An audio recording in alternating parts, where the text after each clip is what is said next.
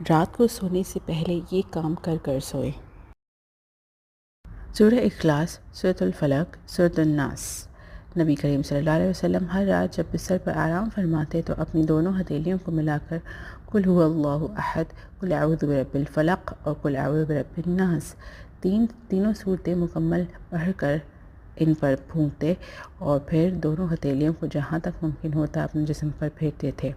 پہلے سر اور چہرہ، پھر ہاتھ پھیرتے اور سامنے کے بدن پر۔ یہ عمل 3 دفعہ کرتے تھے۔ باوضو ہو کر سوئیں۔ ابو ہریرہ رضی اللہ عنہ سے مروی ہے کہ نبی کریم صلی اللہ علیہ وسلم نے فرمایا، جس شخص نے پاکیزگی کی حالت میں باوضو ہو کر رات گزاری، اس کے بستر میں ایک فرشتہ رات گزارتا ہے۔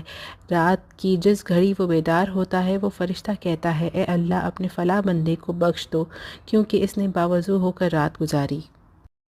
سورہ ملک اور سورہ سجدہ پڑھنا۔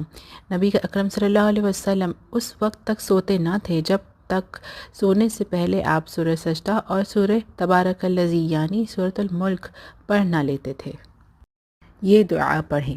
بستر پر لیٹنے سے پہلے اسے اچھی طرح جھاڑیں، دائیں پہلو پر لیٹیں اور دائیں رخسار کے نیچے دایاں ہاتھ رکھ کر یہ دعا پڑھیں۔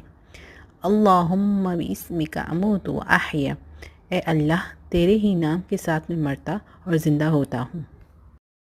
آیت الکرسی اور سورہ بقرہ کی آخری 2 آیات۔ رسول کریم صلی اللہ علیہ وسلم نے فرمایا، جس نے سورہ بقرہ کی 2 آخری آیتیں رات میں پڑھ لیں وہ اسے ہر آفت سے بچانے کے لیے کافی ہو جائیں گی۔ جب تم بستر پر پہنچو اور آیت الکرسی مکمل پڑھو تو اللہ تعالیٰ کی طرف سے ایک محافظ مقرر ہو جائے گا اور شیطان صبح تک تمہارے قریب بھی نہ آ سکے گا۔ سورۃ الکافرون پڑھنا۔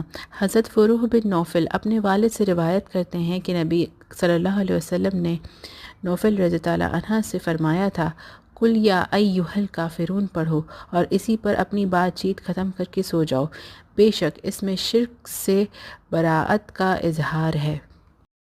تسبیحات۔ جو شخص بستر پر لیتے وقت 33 مرتبہ سبحان اللہ، 33 مرتبہ الحمدللہ اور 34 مرتبہ اللہ اکبر کہے، یہ اس کے لیے ایک خادم سے بہتر ہے۔